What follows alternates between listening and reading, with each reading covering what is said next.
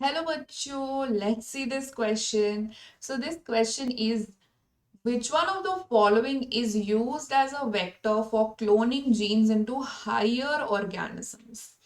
तो इनमें से कौन सा एज अ वेक्टर यूज करा जाता है हायर ऑर्गेनिजम्स में क्लोन करने के लिए? ऑप्शंस पढ़ लेते हैं. Option number 1 is baculovirus. Option 2 is Salmonella typhimurium.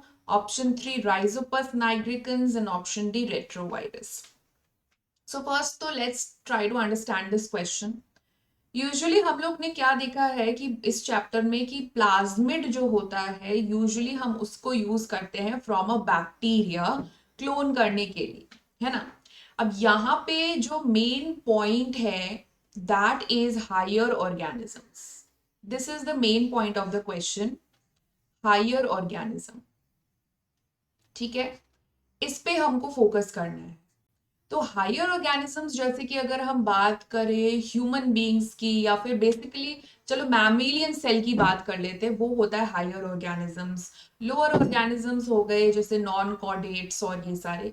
तो यहाँ पे हम फॉर एग्जाम्पल ले लेते हैं mammalian sales.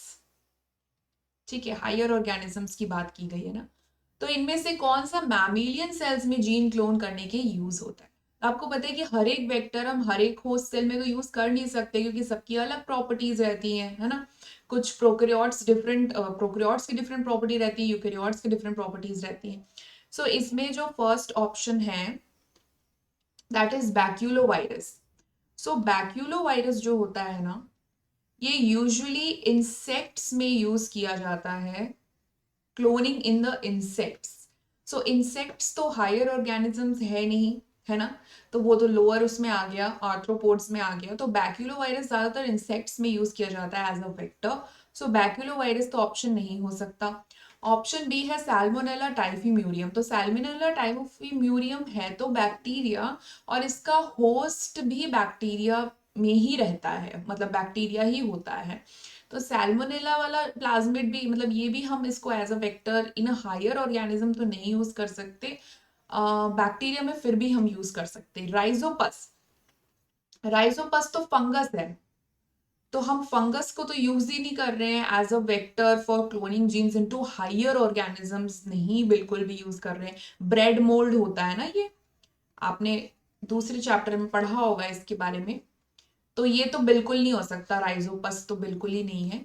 Retrovirus is the right answer. Retrovirus वो वायरस होता है, रेट्रो मतलब जो उल्टा, यानी कि डीएनए टू आरएनए, इसको कहते हैं ट्रांसक्रिप्शन. और अगर हम उसको उल्टा ले लें तो ये क्या हो जाएगा? रिवर्स ट्रांसक्रिप्टेज, है ना.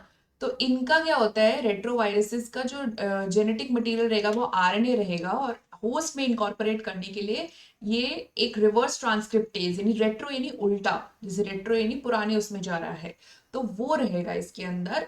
एंड ये यूज करे जा सकते हैं मैमेलियन सेल्स में एज अ वेक्टर. जैसे एचआईवी आप भी एक तरह का रेट्रोवायरस ही होता है ना. कहाँ गया? तो इसमें से करेक्ट ऑप्शन कौन सा हो जाएगा? Option number D. So D is the correct option. Hope you have understood this question. Best of luck.